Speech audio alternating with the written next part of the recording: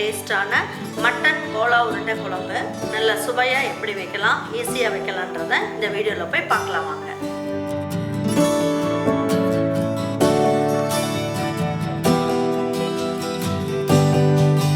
நம்ம ஈரோடு அம்மாச்சி மசாலா வகைகள் எல்லாமே ஃபஸ்ட்டு குவாலிட்டி இன்க்ரீடியன்ட்ஸ் தான் பயன்படுத்துகிறோம்.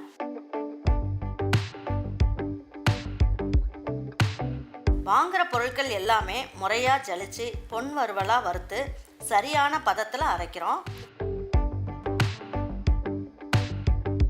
அரைச்ச மசாலாவை நல்லா ஆற வச்சு மறுபடியும் ஜலிச்சு சரியான அளவில் பேக் பண்ணி உங்கள் வீட்டுக்கே சேஃப் அண்ட் செக்யூர்டாக டெலிவரி பண்ணுறோம்.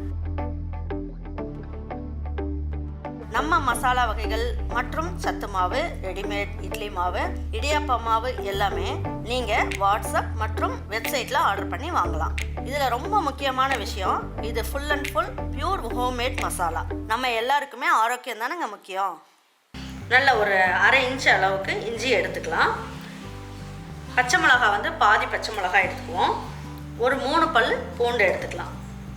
2 கிராம்பு, பட்டையில் சின்ன சின்ன பீஸ் ஒரு 1/4 இன்ச் அளவுக்கு எடுத்துக்கோங்க. அரை ஸ்பூன் அளவுக்கு சோம்பு. இதை நம்ம என்ன பண்ணலாம், ஃபஸ்ட்டு பல்ஸில் போட்டு எடுத்துக்கலாம்.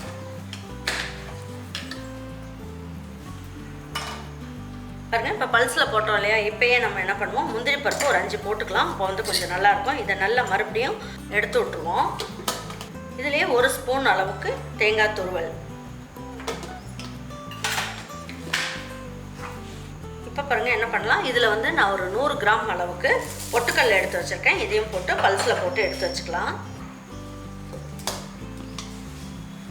பாருங்கள், இது எல்லாமே நல்லா இந்த மாதிரி நல்லா பல்ஸில் போட்டு நல்லா பவுடர் மாதிரி ஆயிடுச்சு. இந்த மட்டன் போட்டதுக்கப்புறம் ஒழுங்காக அரைப்படாது, அங்கங்கே முழுசாக தெரியும்.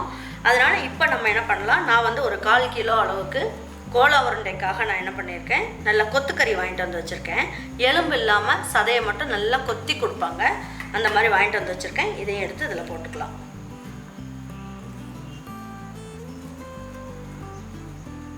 பாருங்கள், தேவையான அளவுக்கு, அதாவது இந்த கோலாவுக்கு தேவையான அளவுக்கு மட்டும் உப்பு போட்டுக்கலாம். இப்போ இதை என்ன பண்ணலாம், நல்லா நைஸாக அரைச்சிடலாம். பாருங்கள், அரைக்கும் போது நான் தண்ணியெல்லாம் எதுவுமே ஊற்றலை. இந்த அளவுக்கு நல்லா நைஸ் ஆகிடுச்சு பாருங்கள். அதனால தான் நம்ம கொத்திட்டு கறி வாங்கிட்டு வரணும் அப்படிங்கிறது. அப்போ தான் மிக்சியில் நம்ம அரைக்கிறதுக்கு கரெக்டாக இருக்கும். இப்போ இதை எடுத்து ஒரு பாத்திரத்துக்கு மாற்றிக்கலாம்.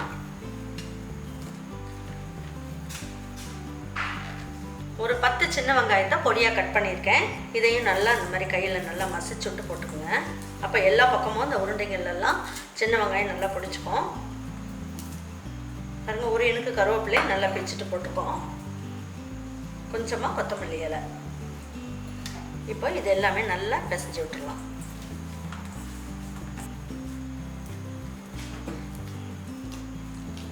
நல்லா வடை மாவு மாதிரி நல்லா பிசைஞ்சாச்சு. இப்போ நல்லா அழுத்தி வச்சிட்டோம். இதை ஒரு தட்டை வச்சு மூடி வச்சுருங்க.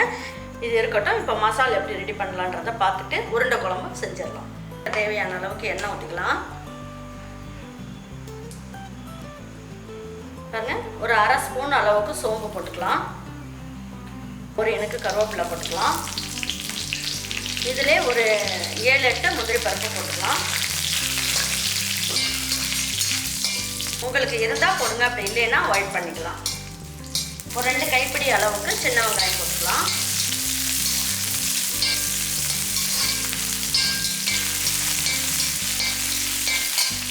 பாருங்க, இப்போ நான் என்ன பண்ணியிருக்கேன், ஒரு 1/4 மூடி அளவுக்கு தேங்காய் துருவல் எடுத்து வச்சுருக்கேன்.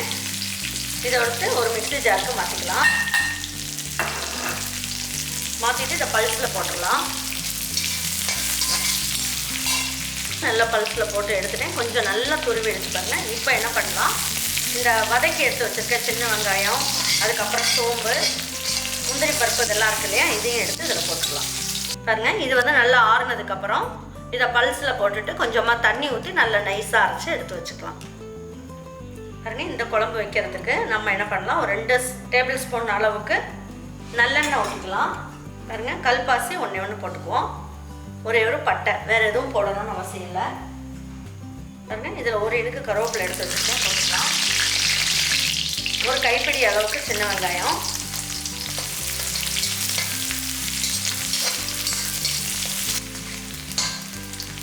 இதில் 1 ஸ்பூன் அளவுக்கு இஞ்சி பூண்டு பேஸ்ட்டு, 1/4 சிட்டிகை அளவுக்கு மஞ்சள் தூள், இந்த குழம்புக்கு தேவையான அளவுக்கு உப்பு,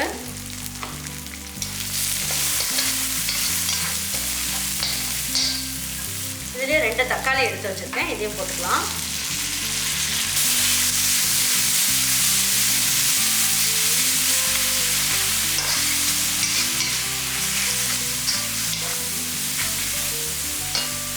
சின்ன டீஸ்பூன் தான் எடுத்துக்கேன். இதில் 4 ஸ்பூன் அளவுக்கு மட்டன் மசாலா, நம்ம வீட்டு மட்டன் மசாலா இருக்கு இல்லையா, அதை தான் எடுத்துக்க போகிறோம். 4 ஸ்பூன் அளவுக்கு எடுத்துக்கலாம். இது நம்மளுடைய காரத்தை பொறுத்து கூடவோ குறைக்கவோ பார்த்துக்குங்க.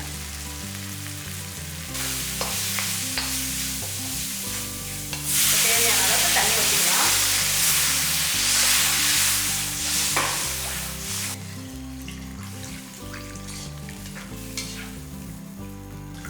நல்லா கொதிக்கட்டும். ஏன்னா இந்த மட்டன், அதாவது மட்டன் கோலா ஃபுல்லாக இந்த தண்ணியில் தான் வேகணுங்கிறதுனால ஓரளவுக்கு தண்ணியாகவே இருக்கட்டும். எல்லாம் ஒன்றா சேர்ந்து நல்லா வேகட்டும். இப்போ தட்டை வச்சு மூடி வச்சிடலாம். இப்போ அதுக்குள்ளே இந்த மசாலா அரைச்சிட்டு வந்துடலாம். பாருங்க, இப்போ எடுத்து பார்க்கலாம். இப்போ என்ன பண்ணுவோம், நம்ம அரைச்சி எடுத்து வச்சுருக்கோம் இல்லைங்களா விழுது, அதை எடுத்து இதில் ஊற்றிடலாம்.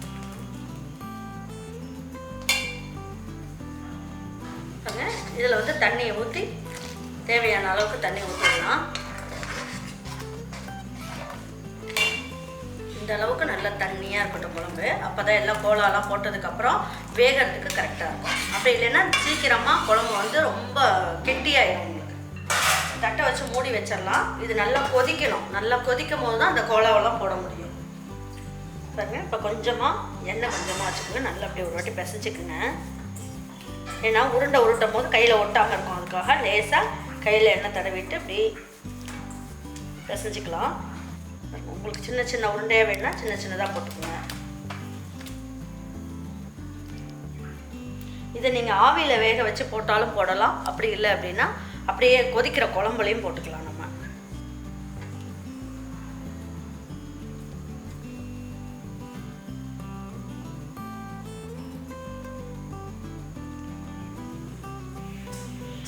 நம்ம இப்போ குழம்பு கொதிச்சுக்கிட்டு இருக்கு. இப்போ கொஞ்சம் மீடியம் ஃப்ளேமில் வச்சுருங்க குழம்ப. வச்சுட்டு இப்போ நம்ம ஒவ்வொரு உருண்டைகளாக எடுத்து ஓரமாக அப்படியே போட்டுடலாம்.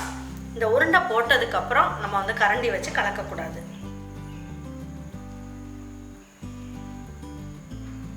நல்லா குழம்பு கொதிச்சதுக்கப்புறம் போட்டிங்கன்னா தான் உங்களுக்கு நல்லாயிருக்கும். இனிமேல் ஸ்லோ ஃப்ளேமில் வச்சுருங்க.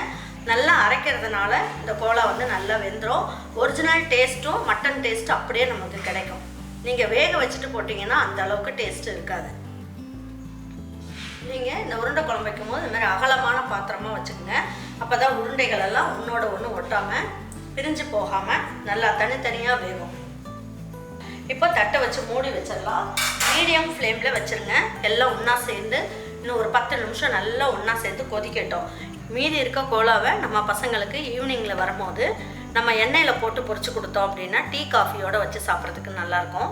அப்படி இல்லை அப்படின்னா சாப்பாட்டுக்கு ரசம் சாதத்துக்கெலாம் வச்சு சாப்பிட்றதுக்கும் நல்லாயிருக்கும். இதை வந்து நம்ம எடுத்து ஃப்ரிட்ஜில் உருண்டை பிடிச்சி வச்சுட்டிங்க அப்படின்னா வந்ததுக்கப்புறம் சூடாக பொரிச்சு கொடுத்துக்கலாம். இப்போ எடுத்து பார்க்கலாம். பாருங்கள், உருண்டைகள்லாம் நல்லா பெருசு பெருசாக நல்லா உருண்டையாக வந்துருச்சு பாருங்கள். நல்லா இது எல்லாமே பிரிஞ்சும் போகலை பாருங்கள். நல்லா வெந்ததுக்கப்புறம் பார்த்தீங்கன்னா எல்லாமே முதந்து வந்துருச்சு. இப்போ ஹை ஃப்ளேமில் வச்சு விடுங்க ஒரு 5 நிமிஷத்துக்கு. பாருங்கள், இப்போ எப்படி இருக்குன்னு பார்ப்போம். கோலா உருண்டை குழம்பு பாருங்கள், எண்ணெயெல்லாம் கசிஞ்சு நல்லா வந்துருச்சு. கோலா உருண்டைகளும் நல்லா உடையாமல் ரொம்ப நல்லா இருக்குது பாருங்கள். இந்த கோலா உருண்டை குழம்புல நீங்கள் அந்த இதில் நம்ம கறியெல்லாம் எடுத்துக்கிட்டு எலும்பு இருக்கும் இல்லையா, அந்த எலும்பு கூட நீங்கள் போட்டு குழம்பு வைக்கலாம். பாருங்கள், நல்லா சுட சுட சாதம் போட்டுக்கலாம்.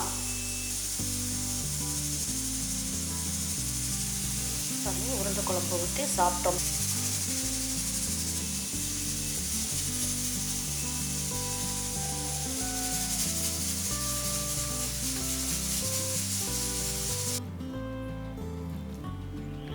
நல்லா பூ மாதிரி வெந்துருச்சு பாருங்க. நல்லா சாஃப்டாகவும் இருக்குங்க பாருங்க. நல்லா சாஃப்டாகவும் இருக்குது. மட்டன் எல்லாம் நல்லா வெந்துருச்சு. இதை வந்து சின்ன குழந்தைங்களும் சாப்பிட்லாம், இல்லை பெரியவங்க வயசானவங்க பல்லு இல்லாதவங்களும் சாப்பிட்லாம். இது நல்ல மெத்துன்னு இருக்கும். உங்களுக்கு வந்து கல் மாதிரிலாம் இருக்காது, நல்ல மெத்துன்னு இருக்கும். இதே மாதிரி ட்ரை பண்ணி பாருங்கள். கோலா உருண்டை குழம்பு உங்கள் வீட்டில் இருக்கவங்க எல்லாருக்குமே செஞ்சு கொடுத்துட்டு அவங்களுக்குலாம் பிடிச்சிருந்ததுன்னா லைக் பண்ணுங்கள், ஷேர் பண்ணுங்கள், சப்ஸ்கிரைப் பண்ணுங்கள், மறந்துடாமல் கமெண்ட்ஸ் பண்ணுங்கள். தேங்க்யூ ஃபார் வாட்சிங் ஈரோடு அம்மாச்சி சமையல். தேங்க்யூ.